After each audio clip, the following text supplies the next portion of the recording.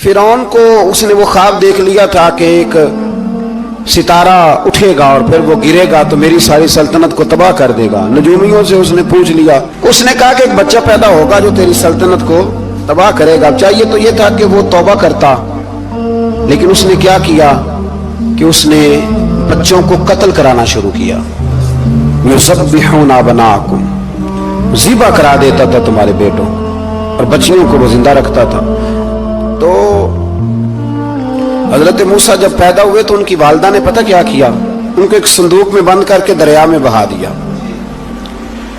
अब दरिया में बहते जा रहे हैं तो माँ थी तो परेशान भी हो गई, उनकी हमशीरा को कहने लगी जरा ध्यान रखना किधर जाते हैं। हजरत मूसा अलैहिस्सलाम दरिया में बहते बहते ना फिरौन ने ना दरिया के किनारे मकान बनाया हुआ था। आपको पता है बादशाहों का ज़ौक होता है। आजकल हमारे जो हुक्मरान हैं उन्होंने उसका नाम फार्म हाउस रखा हुआ है, मेरा फार्म हाउस, और पुराने जमाने में लोग डेरा कहते थे। तो उसने भी इस तरह का फार्म हाउस बनाया हुआ था। वहां पे हजरत मूसा अलैहिस्सलाम तैरते हुए ताबूत के अंदर, संदूक के अंदर जा रहे हैं। फिरौन और उनकी बीवी हजरत आसिया बे औलाद थी, बड़ी तड़प थी बेटे की, वो भी वहां खड़ी थी। संदूक तैरता हुआ आया तो फिरौन ने कहा कि जाओ पकड़ के लाओ, देखो क्या है। जब वो लेके आए ना तो आपकी हमशीरा जो निगरानी कर रही थी परेशान हो गई कि ये तो उसके हाथ लग गए, ये तो अब मार डालेगा। लेकिन जब खूबसूरत और चमकता हुआ बच्चा देखा तो बीबी आसिया कहने लगी ये बनी इसराइल का है ही नहीं, ये तो पता नहीं कहां से बहता हुआ यहां आ गया है। तू ऐसे ही छोड़, ये पता नहीं कहां से यार, रख ना ले, रख ना ले। तो हजरत मूसा अलैहिस्सलाम वो कहने लगा नहीं उन्हीं के हैं, मूसा अलैहिस्सलाम उसी के हैं। तो आसिया कहने लगी तेरे तो सर पे ना बस भूत ही सवार हो गया, हर वक्त वही लोग तुझे याद रहते, ये पता नहीं कहां से बह के आया। अब रख लिया, मान गया फिरौन। आप फिरौन के घर में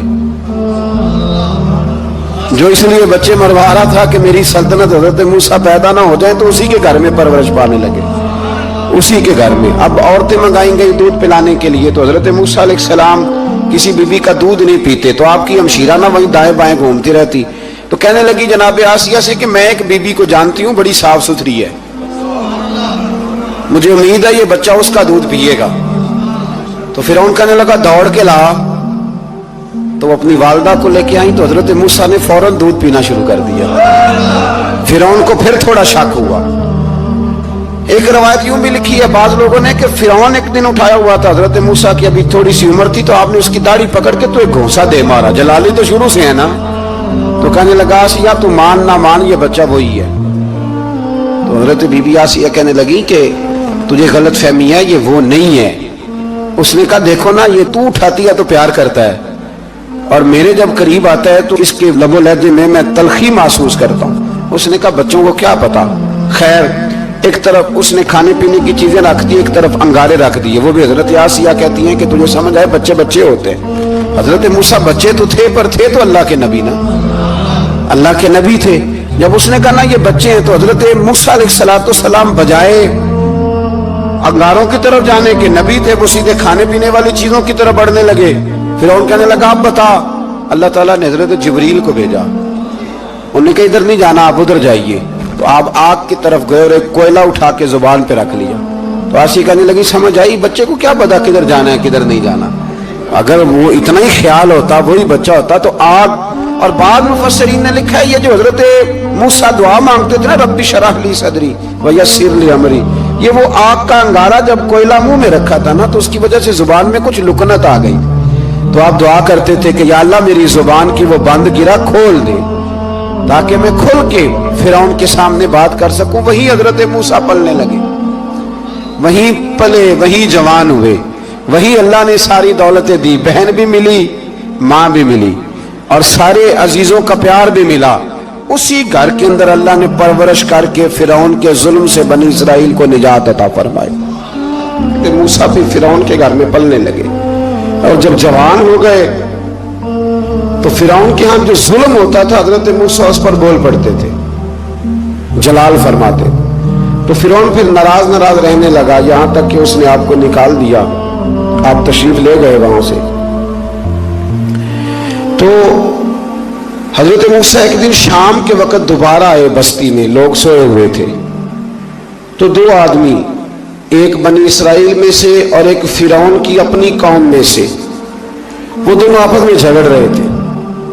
لیکن وہ جو حضرت موسیٰ کی بنی اسرائیل کی قوم کا شخص تھا، اس پر وہ قبطی، وہ جو فرعون کے قریبی لوگوں میں سے تھا، وہ ظلم کر رہا تھا اور بوجھ اٹھانے کی بات کر رہا تھا۔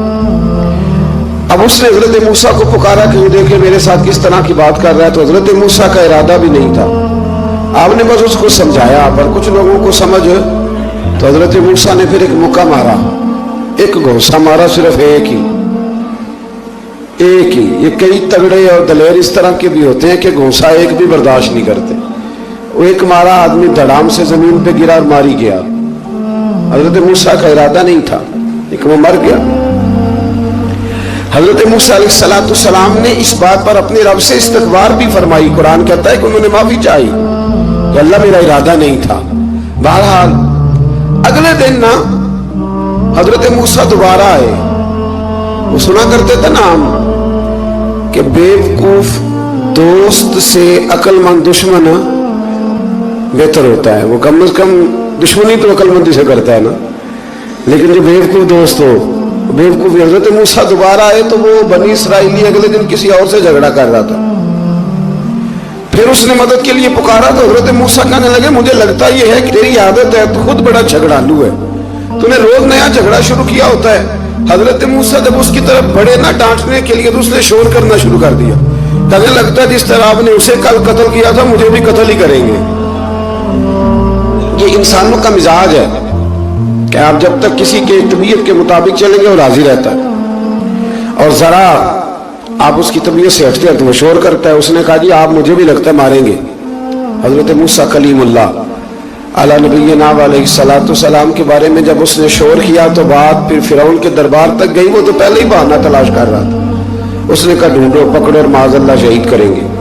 کسی نے آ کے خبر دی کہ آپ جہاں سے ہجرت کر جائیں، اس لیے کہ آپ کے لیے یہاں حالات درست، اور بھائی یہ چھوڑ دیا کریں بات کہ فلاں آدمی کے حق میں فلاں جگہ حالات کیسے خراب ہوئے، تو نبی کریم علیہ السلام مکہ چھوڑ کے کیوں آئے؟ حضرت موسیٰ علیہ السلام نے ہجرت کیوں فرمائی؟ یہ ایک ایسی عجیب بحث ہے جس کو لوگ بلا وجہ چھوڑ دیتے، بلا وجہ چھیڑ دیتے ہیں۔ اور بالخصوص ایک خاتون نے ایک دفعہ مجھے پیغام دیا تو میں بڑی اس کی بات سن کے مجھے عجیب لگا۔ وہ کہنے لگی کہ دوسری جگہ میری شادی ہوئی ہے، مجھے طلاق ہو گئی تھی، تو مجھے ایک تانا روز سننے کو ملتا ہے تو اتنی اچھی ہوتی تو وہاں نہ رہ لیتی۔ تو بھئی یہ کوئی تانے والی بات ہے؟ کوئی ضروری ہے کہ بیوی غلط ہوتی ہے تو طلاق ہوتی ہے؟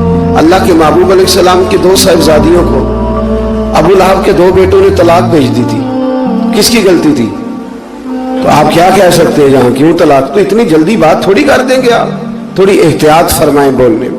تو حضرت موسیٰ علیہ السلام وہاں سے نکلے اور آپ مدین کی طرف چلے گئے۔ مدین وہ علاقہ تھا جہاں فرعون کی حکومت کوئی نہیں تھی۔ حضرت موسیٰ جیسے ہی وہاں پہنچے تو ان کے اندر ایک جذبہ تھا، وہ ظلم ہوتا نہیں دیکھ سکتے۔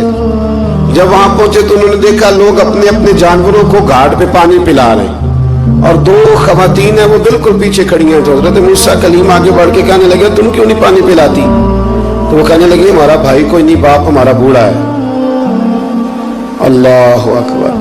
مجبوری یہ ہے، ہم ہیں بھی پردہ دار گھرانے کی، مجبوری ہماری یہ ہے کہ جب تک یہ سارے لوگ پانی پلا نہیں لیں گے اتنی دیر تک ہماری باری نہیں آئے گی۔ تو حضرت موسیٰ کلیم اللہ علیہ السلام فرمانے لگے اچھا یہ بات ہے تو جانور مجھے دو۔ وہ ہو یہ رہا تھا کہ چونکہ مرد پانی پلا رہے تھے تو اور جتنے بھی مرد آتے جاتے تھے وہ گھستے جاتے تھے اور عورتیں بیچاری کھڑی تھی۔ حضرت موسیٰ جھٹ سے آگے بڑھے، پیچھے ہٹو۔ ان دو خواتین پاک باز عورتوں کے جانوروں کو پانی پلایا اور پھر آپ دوبارہ وہیں بیٹھ گئے۔ وہ بیویاں جلدی جلدی گھر گئیں، جا کے اپنے والد سے کہنے لگی ابا جی کمال ہو گیا، اس بستی میں ایک ایسا آدمی ملا ہے جو عورتوں کی طرف دیکھتا ہے تو نیکی کرنے کے لیے آگے بڑھتا ہے، جو مجبور اور بے کس کے لیے اچھے جذبات رکھتا ہے۔ فرمایا جلدی لاؤ۔ کچھ مفسرین اور طرف بھی گئے ہیں لیکن جمہور نے لکھا ہے کہ وہ حضرت شعیب علیہ السلام تھے۔ حضرت شعیب نے گھر بلایا، اپنی ایک بیٹی کو بھیجا، فرمایا بیٹے بلا کے لاؤ۔ وہ جب گھر آئے تو آپ فرمانے لگے آپ میرے ساتھ اجرت طے کر لیں، 8 سال یا 10 سال آپ میری بکریوں کو چرائیں، میرے گھر میں رہیں۔ اور پھر فوراً ہی فرمانے لگے اگر آپ ہمارے گھر میں رہیں گے، دیکھ بھال کریں گے، تو میں اپنی ایک بیٹی کا نکاح بھی آپ کے ساتھ کر دوں گا۔ تو 8 سے 10 سال حضرت موسیٰ نے وہاں قیام فرمایا۔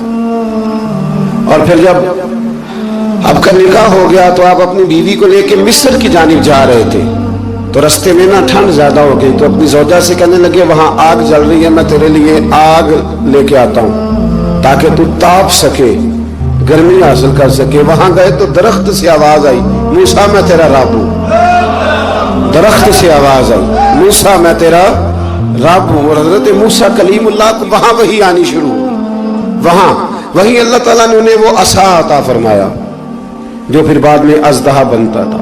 رب کریم نے وہی حضرت موسیٰ کلیم کو وہی ید بیضا عطا فرمایا۔ اپنا ہاتھ گریبان میں ڈال کے نکالتے تھے تو چاند اور سورج کی طرح روشنی دیا کرتا تھا۔ ید بیضا لیے بیٹھے ہیں اپنی۔ میں کبھی کبھی کہا کرتا ہوں کہ مولا کے دینے کے انداز بڑے انوکھے، بھائی یوسف کو کنویں میں پھینکتے تو اللہ مصر کا حکمران بنا دیتا۔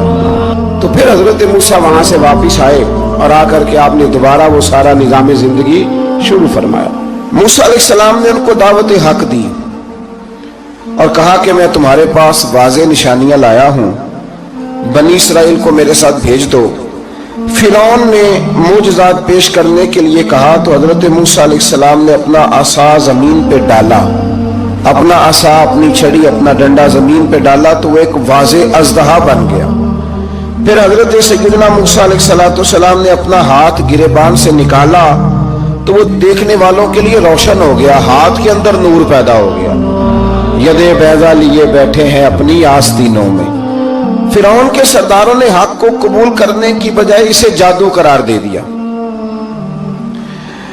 اور کہا کہ یہ تمہیں اپنے ملک سے نکالنا چاہتا ہے۔ انہوں نے کہا اس معاملے کو ذرا ڈھیل دو اور جادوگروں کو جمع کرو۔ جادوگر آئے، انہوں نے فرعون سے کہا کہ ہم حضرت موسیٰ کے مقابلے میں جادو تو دکھائیں گے معاذ اللہ، لیکن اگر ہم غالب آ گئے تو پھر ہمارا انعام کیا ہوگا؟ سودا پہلے طے کر رہے ہیں، کیا انعام ملے گا؟ اس نے کہا کہ اگر تم غالب آ گئے تو میں تمہیں اپنا قریبی بنا لوں گا۔ بادشاہوں کا قریبی ہونا بھی تو بڑی بات ہے نا، لوگ بڑے پاپڑ بیلتے ہیں قریبی ہونے کے لیے، اور یہ جو قریبی ہوتے ہیں نا، بالخصوص جو بادشاہوں کے قریبی ہوتے ہیں، بادشاہوں کی تباہی کا سبب بھی یہی لوگ ہی بنتے ہیں۔ یہ ان کو روز خبر دیتے ہیں کہ سب اچھا ہے، سب اچھا ہے، اور دنیا کے زیادہ تر حکمران انہی لوگوں کی وجہ سے تباہ ہوتے ہیں کیونکہ ان کا خود عوام سے رابطہ نہیں رہتا۔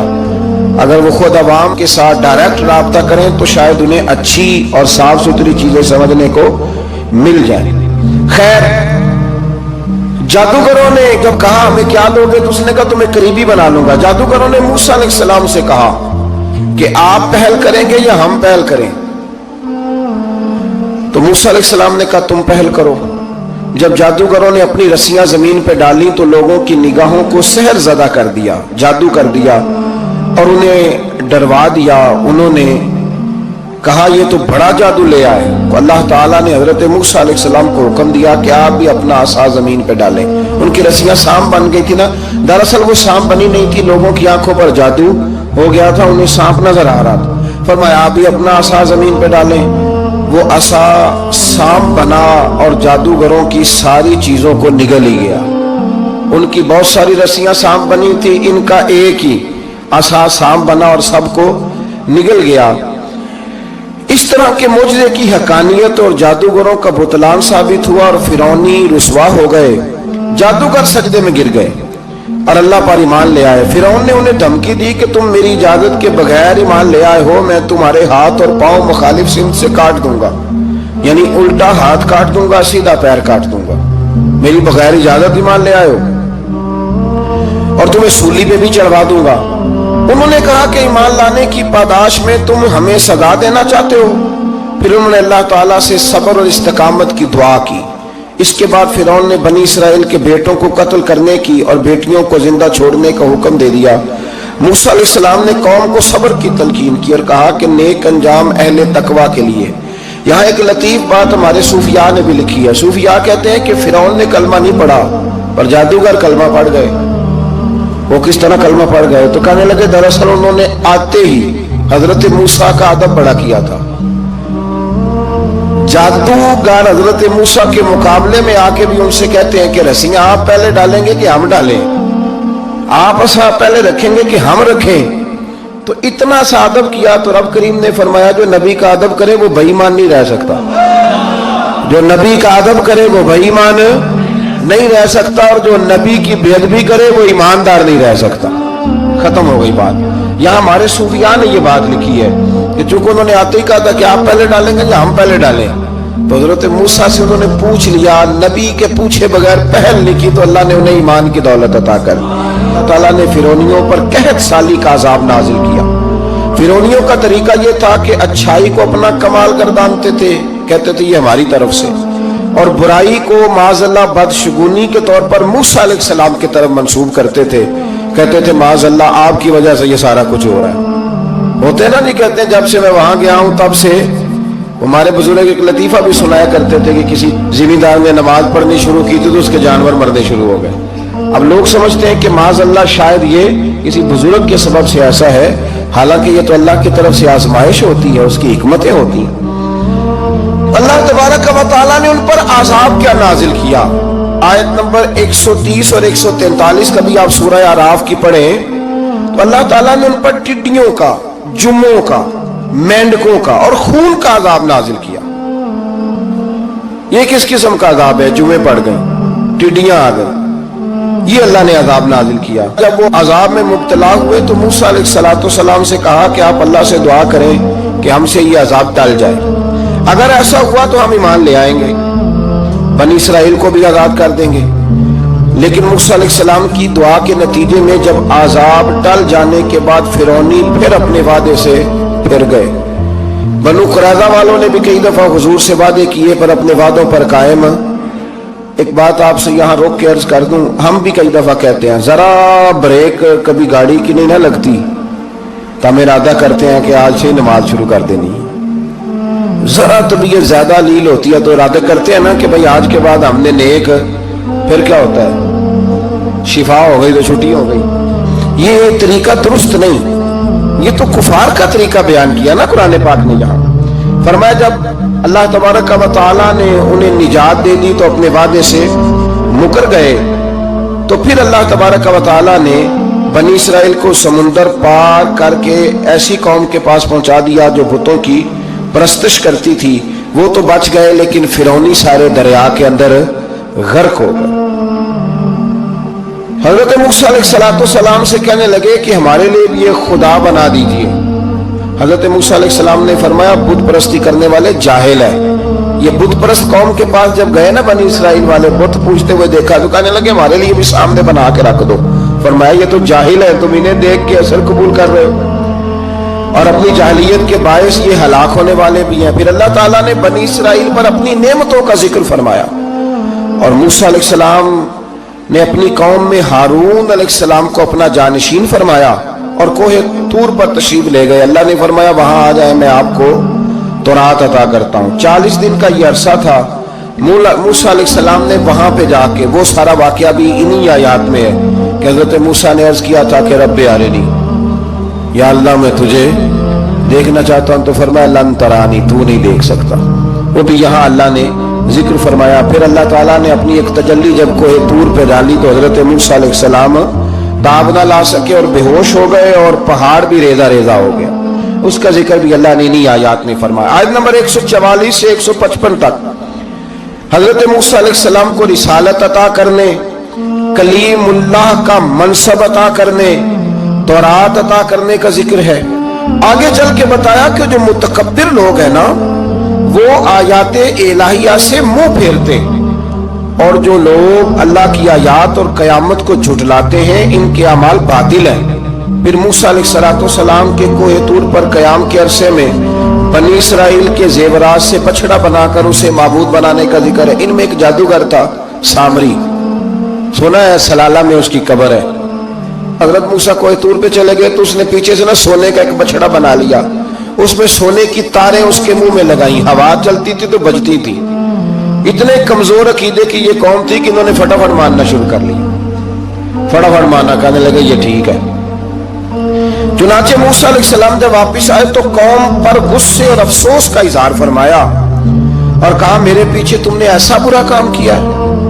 उन्होंने तौरात की तख्तियां भी जमीन पे डाली और अपने भाई हारून अलैहिस्सलाम का सर पकड़ के उससे जवाब तलबी की। उन्होंने कहा ऐ मेरे मां जाए, बड़े खूबसूरत लफ्ज है कुरान पाक, ऐ मेरे मां जाए, ऐ मेरे भाई, कौम ने मुझे बेबस कर दिया और करीब था कि ये मुझे कत्ल भी कर देते। अब आप मुझ पर सख्ती करके दुश्मनों को हंसने का मौका ना दें। कभी भी दुश्मनों को अपने ऊपर हंसने का मौका न देना चाहिए। फिर आयत नंबर 151 में मूसा अलैहिस्सलाम की दुआ और कलिमाती इस्तिगफार का जिक्र है।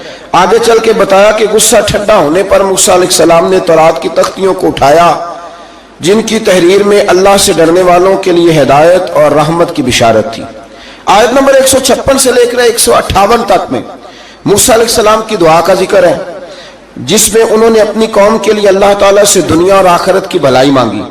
अल्लाह ताला ने फरमाया ये कामिल नेमत मैं उन लोगों को अता करूंगा जो ईमान के साथ तकवा भी इख्तियार करेंगे, ये उन्हें मिलेगी नेमत। और फिर वो ज़कात देंगे और इस अजीम रसूल यानी नबी करीम सल्लल्लाहु ताला अलैहि वसल्लम की वो पैरवी करेंगे।